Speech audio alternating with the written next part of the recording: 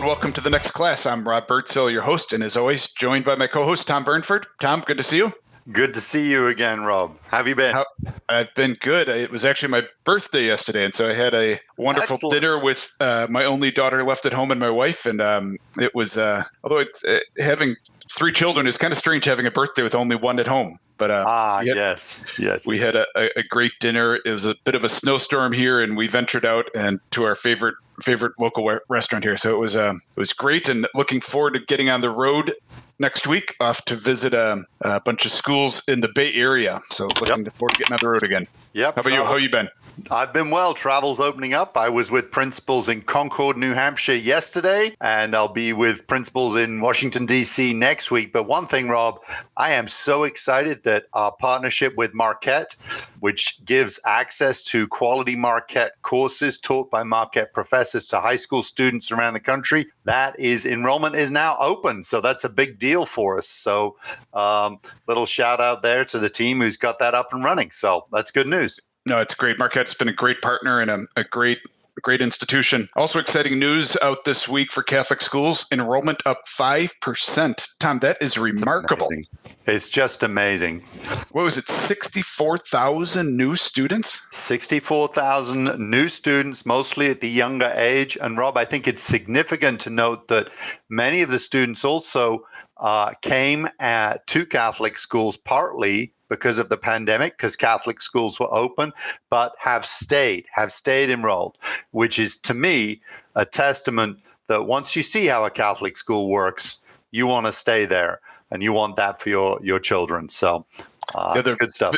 The other bit of that news is that a vast majority of those are coming in Florida and Arizona and Wisconsin, where the students are using vouchers and tax credits. So where given choice, families are choosing Catholic schools, which is really exciting. And just the number, 5% after years of declining enrollments, is just really exciting for great news.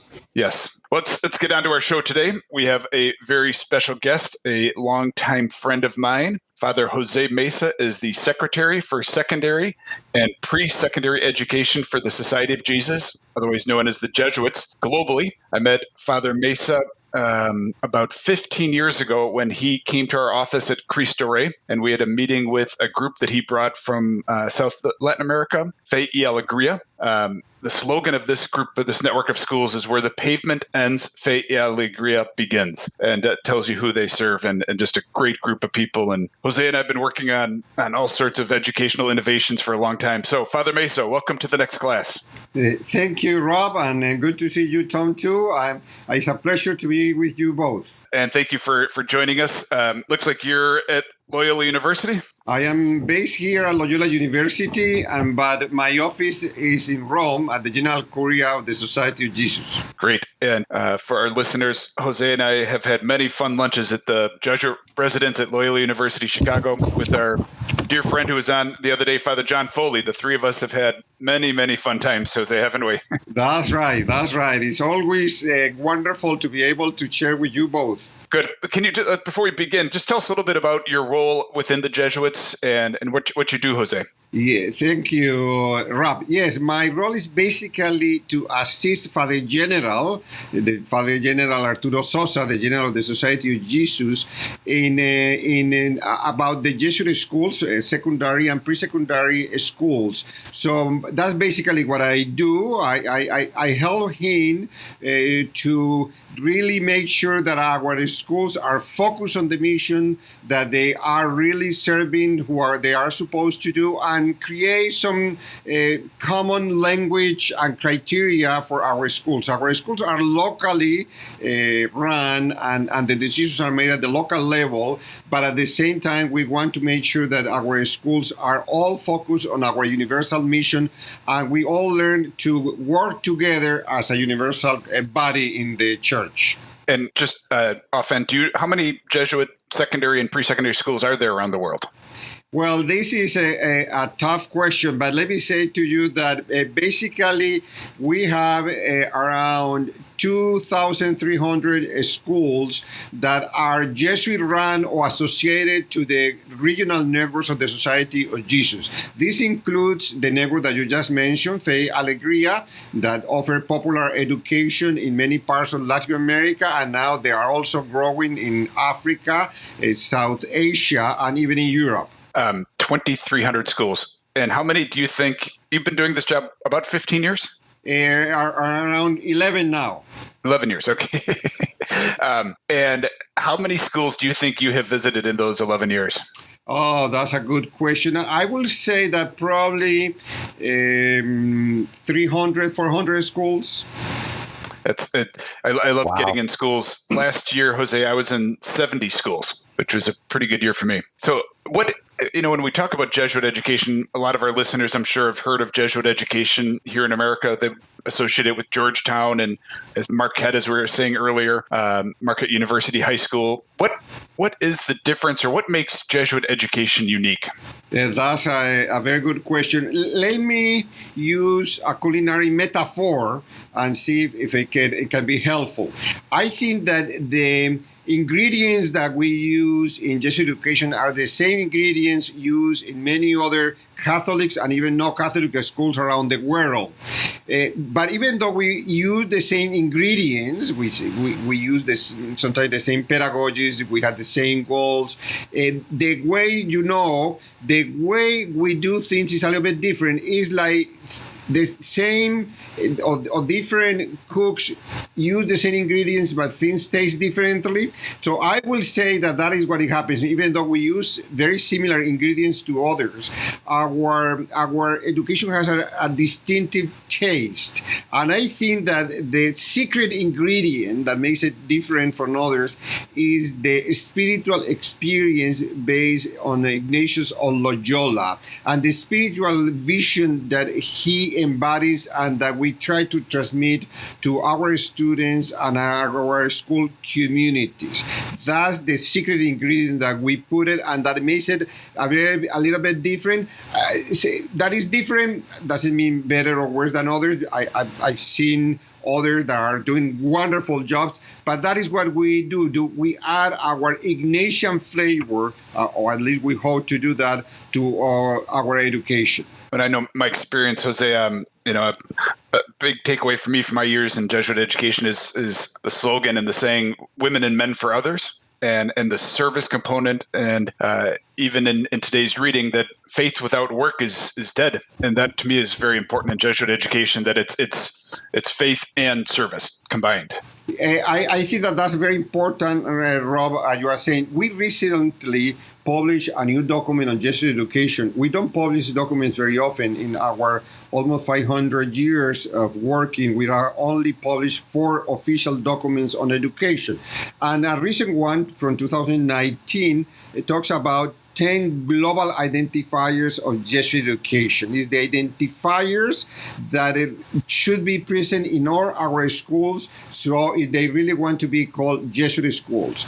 And some of those identifiers are very similar to what you are saying, that is also part of the recipe that we have for Jesuit education. For instance, today, Jesuit education is committed to in-depth faith formation, educating for global citizenship, for the care of creation, justice, human excellence, safeguarding, and all of this from an Ignatian perspective. So all of those things put together, I think that is what makes Jesuit education distinctive, and that is why some people recognize it as different from others and recognize it as something that is unique in many ways. That's great. Father, I had the privilege when I was working at NCEA of working also with OIAC, the International Office for Catholic Education. I believe you work with OIAC closely, obviously with the Vatican and the Order as well. And I was always struck in my work how Catholic schools really are all over the world.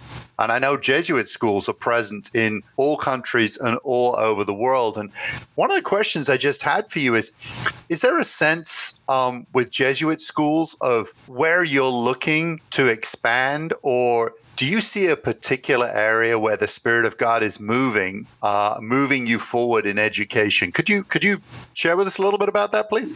Yeah, thank you, Tom. Let me say that I agree with you. I do work closely with OIEC. I am a member of the council of OIEC, and I had also visited many Catholic schools all over the world. And I do see that there is a big appreciation for Catholic education everywhere, even among people who are not Catholics or not even Christians. Even secular people appreciate Catholic education because they recognize that Catholic education really wants to educate the whole person, and the care for the individual student is very important in all our schools. And I think that that's something that people recognize that. And also our Catholic schools are recognized everywhere in the world for strong academics and offering really quality education today. You were asking me about where are we expanding, and let me say that as we are opening schools in all the continents as we speak now. Wow! But there are really maybe two areas of the world in which this is especially important. One is Africa and Madagascar, because as you know, Tom, for Africa and Madagascar, quality education is one of their priorities. Right. These areas are looking for new and more humane ways of developing, and they see quality education as one of those important doors that they need to open for their future. So we are really extending our networks in Africa. As I said to you, Fe Alegría is just opening schools now in Africa, offering quality education for the poorest. But also our traditional schools are also opening in many parts of Africa.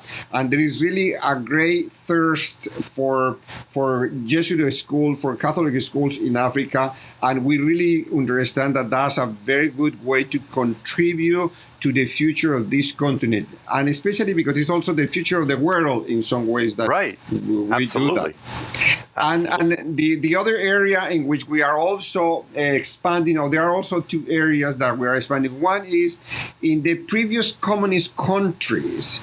Many are also looking for Catholic education and for Jesuit education. I was struck some years ago. I was visiting one of our schools in Hungary, and they told me that the mayor of the city wanted to talk to me, and I went to see him, and he said, "Father, we need your help. We need the help of the Catholic Church. We need the help of the Jesuits, because we come from our communist past. We know that education is not the education that we need for our future and for our current young generations. Can you help us to do something like that?" So we have been also opening a school in those areas. And recently I also received some requests from some of the countries, even it's a country that is Catholics is a minority, but they are still looking for Catholic education as a way to really implement quality education in this country.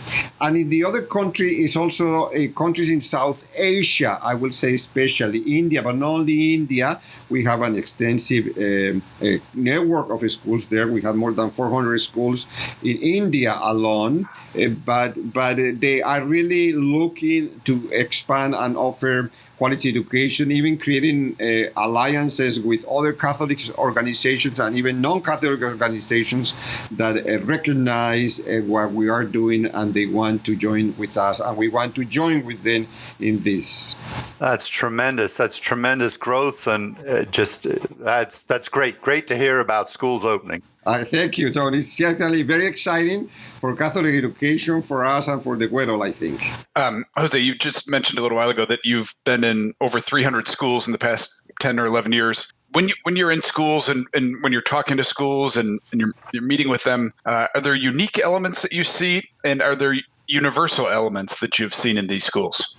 That's really very good question. I was visiting a school last week, and I was very surprised because let me begin with what is common, because our schools, as I said before, we do a big effort to make sure that they are locally rooted and they respond to the local context. And I think that our schools really do a good job in that sense. They really create links with their communities. They try to respond to that community, to that culture, to the country in which they are located. But at the same time, for me, amazing if I am in Japan or I am in Rio de Janeiro or I am maybe in Paris or maybe here in the US or anywhere else or in Kinshasa, I always ask when I meet students a question: what is that you like the most about the school? And one of the things that they always say that for me is really amazing in a good sense is they always say, we really feel home here. We feel respected. We really like to come to our schools. I am aware that I only talk to a small group of students, and these students are selected to talk to me. So I always wonder, I always ask, but if that is the way you feel, also your classmates feel that way. And they usually say, no, we all feel that way, and that's very important for us. I remember when I was the president of a Jesuit school before this job, I usually say to new parents that we had one problem, that it was a good problem, but it's still a problem, is that their kids usually wanted to stay too long in the schools, and at one point we had to say, sorry, please go home, and please don't go too early. And that means they do feel in general appreciated, recognized. They also say, and they said it again last week that I was visiting this school here in the US, that they feel that the teachers respect them, care about them, and there is a sense of belonging to a home, that there is a sense that they really want to create a community. So this is amazing for me, because again, I hear it everywhere I go. It could be Hong Kong, or it could be Buenos Aires, or it could be anywhere in Harare in Africa. And also something that I also hear very often is that students always identify some of these Jesuit values that we really think important. You were mentioning one of them at the beginning, Rob, and for them it's very clear that Jesuit education wants today to form men and women for others and with others. That's a message that we do get across, and they say wonderful things about how they feel that is happening in the school, the service opportunities that they have, the way they value the care for others, the way they value creating a sense of common home. I remember some years ago I was visiting one of our schools in Taiwan, and I was talking to a former student of the school, and that was now running his own company. And he said to me, Father, I'm not a Christian myself, but I went to a Jesuit school. And one of the things that I learned is to be a man for others. And that is so important for me, that now everything that we do in our company, I always ask how this is going to affect the poor in society, and how this that we are doing can help the poorest in our societies. And he showed me some things that they were doing for the poor in their area. So so at least in some cases, the message gets across, and students do welcome and embrace some of the values that we have and that are everywhere for us present in our schools. Thank you, Jose. That's really interesting. We're going to take a brief pause to hear a word from our sponsor. Catholic Virtual is the trusted online education partner of Catholic schools worldwide. We develop customized online learning solutions to meet the needs of our partner schools and their students. Visit our website at www.catholicvirtual.com to learn more. Now back to the episode. And we are back. Thank you to our sponsor, Catholic Virtual. And we are new to podcasting. If you're enjoying this podcast, we'd love it if you would give us a thumbs up, share this with your friends and family, give us a rating. But we're back at it here. Tom, you want to take it from here? Great. Yeah, thank you, Rob. I mean, it's fascinating that you said, Father, that really you've written 4 documents on education in 500 years. I think that's like an organization that has a long-term perspective. Let's face it. So thinking in terms of centuries, if not millennia. So I wanted to just ask, though, so much has changed and so much does change in education quickly. Where do you see Jesuit education? And I'm just going to pick a number. Where do you see Jesuit education in 10 years? Where do you see this network of schools in 10 years? Yeah, that's really a very important question. And it's a question that we have been discussing in our schools, because even though we do a wonderful job and we are humble because many people over the centuries have helped us to get where we are very aware that tradition alone is not enough, and that repeating the past is not good enough. You know, some years ago, I was in a congress about Catholic education, and I shared with people in the congress that in my many trips and interacting with people who are in the educational world, not necessarily in the Catholic world, they always recognize Catholic education, as we said, as synonymous with quality education. But some of them also express this idea that sometimes Catholic education is a good quality education, but it's a little bit like the best of the past.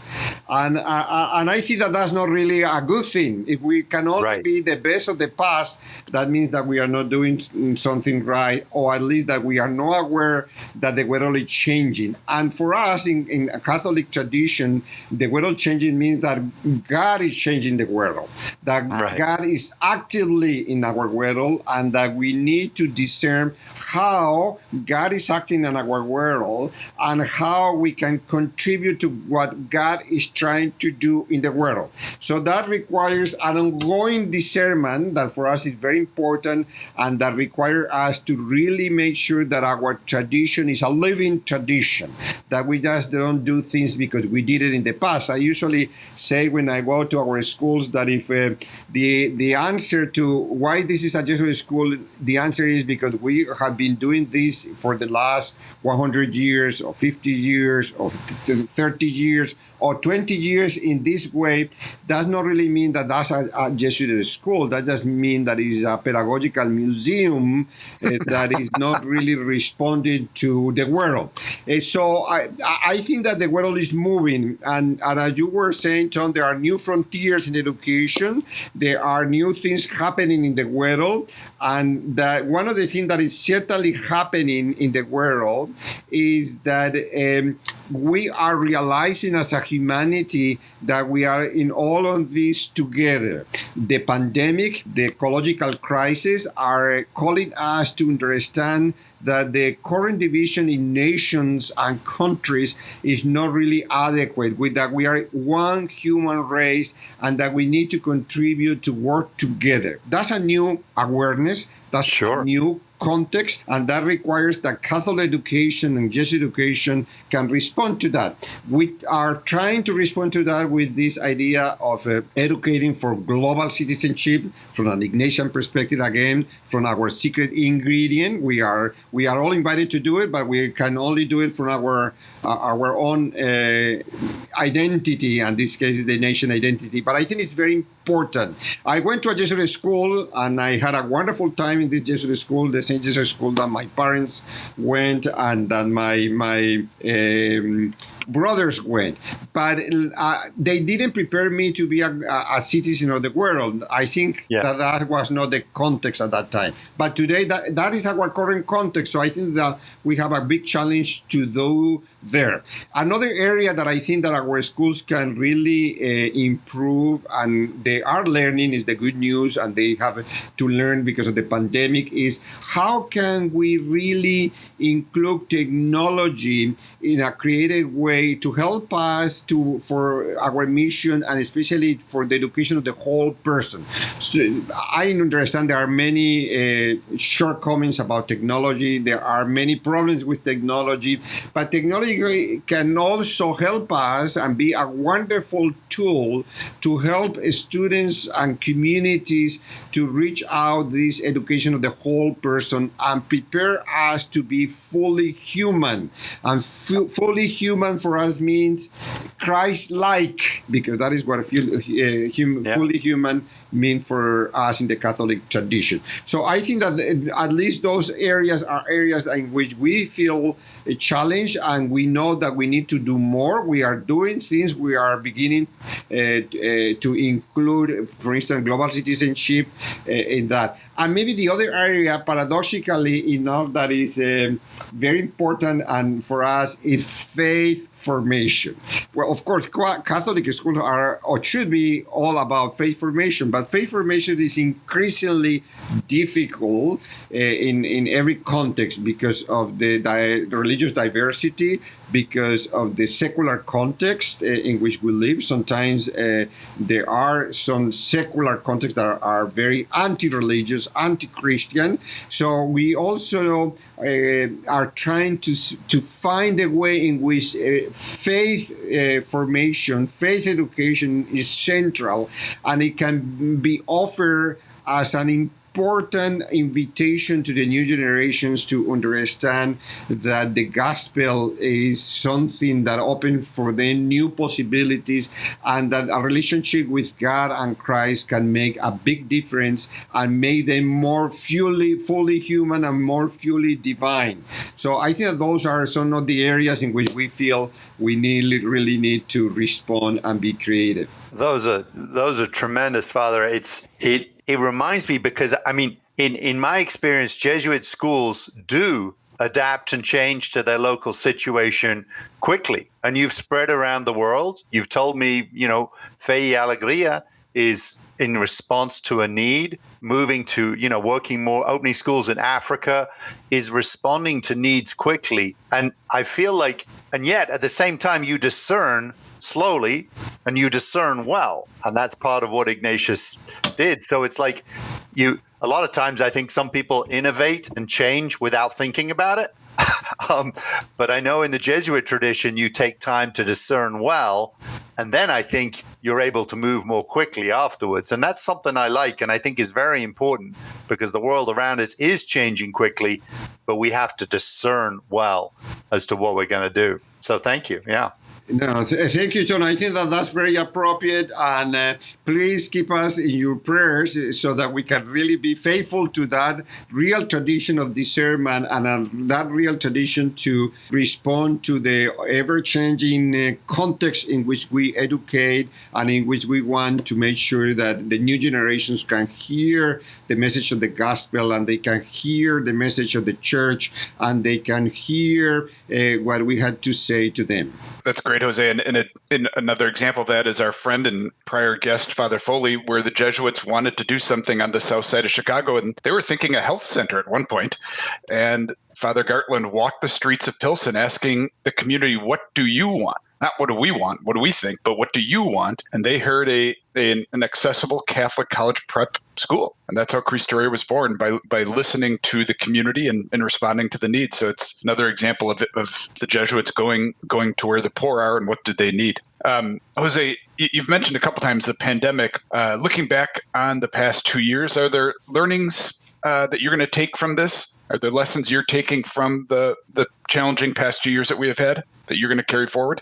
Yes, I personally think that it's still too early to know exactly how the pandemics are going to change our schools and education in general. But certainly I had seen two things at least happening. One is that the pandemic has contributed a lot to use technology in a creative way and understand how technology can really help us.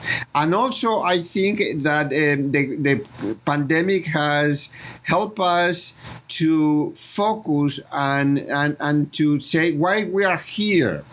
It has helped the families. You were saying at the beginning that we Catholic schools have now more people in the schools. I have seen also that happening in Jesuit schools all over the world. And when I asked, they said, well, because many families, the pandemic helped them to think, what is that we really want for our kids? What is that we really want for our children?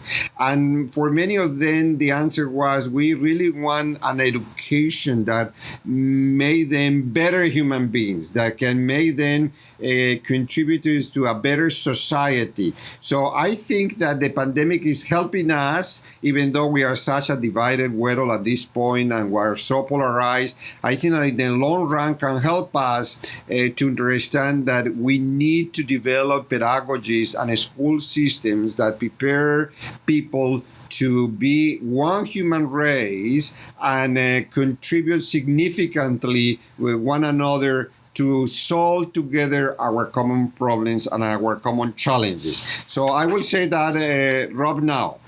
That's interesting. So, Jose, as we bring this podcast to a close, we ask our guests always one final question, and it's the same question to all of our guests. Who is your greatest teacher of all time and why? Good question. For me, it goes back to the Jesuit school where I was. And probably I had many great teachers, but there is one sister, Euphemia, was her name, or is her name. She's still alive, and I saw her not long ago. I think that she was a wonderful teacher because she was very strict, but at the same time very caring. And I remember that when we went to the new grade, I said to my mother, could you talk to her? I would like to stay with her next year. And so my mother said that to her, and she said, well, but usually they say the opposite because I am so strict. And I said, well, but I like that. I like that because it was coming from a good place. And I think that that's actually a nice combination when your teacher is able to challenge you, but you know that it's coming from love and it's coming from because the person really cares about you. It's not because the person is mean or the person doesn't like you. That's interesting, Jose. When I started teaching at Market High in 1993, the principal said to me, I want to hear the kids complaining about how strict you are and how mean you are up until Thanksgiving. And then I want to hear how great you are and how nice you are and how much they love you. That's right. That's great. Good advice, I think. Good advice. Yeah, that was great advice. And I'd never been very mean before, but I tried hard up until Thanksgiving, and then I became nice again. Very good. Well, Jose, thank you for your time, and great to see you. Blessings on your travels and all the work you're doing for Catholic education. Thank you so much to you both, Tom and Rob, for your work. God bless you. And let's continue our work. That's great. Thank you, Father. Thank you. Thank you all for listening and joining us, and we hope to see you again on the next class. We hope you enjoyed this episode today. If you did, we'd greatly appreciate it if you would share this episode with your friends and family. If you get a moment to rate or review us, that too would be much appreciated. Have a great day.